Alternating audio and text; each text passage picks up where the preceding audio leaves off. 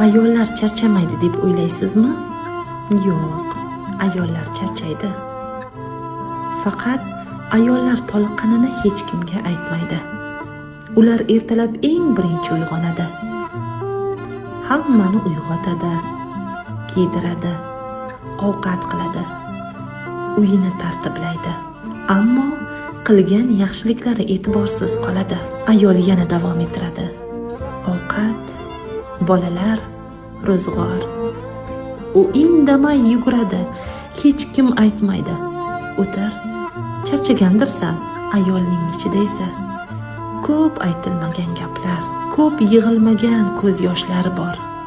Charchoq emas, e'tiborsizlik uni eng ko'p og'ritadi. Bilasizmi?